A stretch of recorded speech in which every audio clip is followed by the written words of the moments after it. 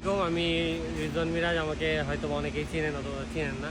তো আজকে আমরা এর আগের ভিডিওতে আমরা কথা বলছিলাম হচ্ছে ইম্পোর্টেড স্টোন, যেটা আমাদের কেন এটা আসলে আমাদের ইকোনমির জন্য খারাপ, যেটা এটা আমরা তুলে ধরছিলাম। ঠিক আছে, তো এখন আজকে আসেন দেখেন, আমরা এর আগের বার হচ্ছে ভ্যাট আর হচ্ছে ইম্পোর্টেড ট্যাক্স নিয়ে কথা বলছিলাম, পাথরের আর বালুর।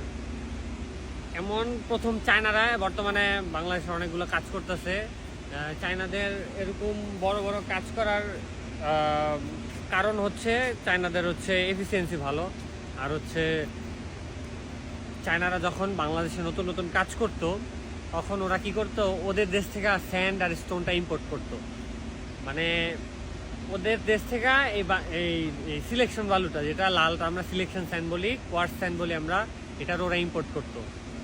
ওরা ইম্পোর্ট করার পরে দেখলো যে বাংলাদেশের যে বালিটা এইটা ওদের থেকে অনেক মোটা প্লাস হচ্ছে ফ্রেশ, এর জন্য ওরা এটা ইম্পোর্ট বন্ধ করে বাংলাদেশের থেকে ইউজ করলো। এই যে এয়ারপোর্ট 3rd টার্মিনালে সব হচ্ছে বাংলাদেশের বালি ইউজ করলো। আর হচ্ছে পাথরটা হচ্ছে দুবাইয়ের ইম্পোর্টেড পাথরটা ইউজ করতেছে। এখন দেখেন যে আমরা কতটুকু টাকা এই শুধুমাত্র এই পাথর আর বালির পিছনে আমরা কত কত কত ডলার আমরা হচ্ছে বিদেশে দিচ্ছি। বালুর মধ্যে, ন্যাচারাল স্যান্ডের মধ্যে আমাদের অল কাইন্ডের মধ্যে আমাদের ইম্পোর্ট ডিউটি হচ্ছে 5% ইম্পোর্ট ডিউটি।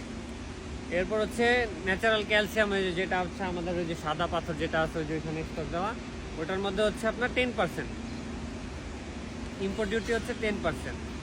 এরপরে হচ্ছে আপনার যত রকমের হচ্ছে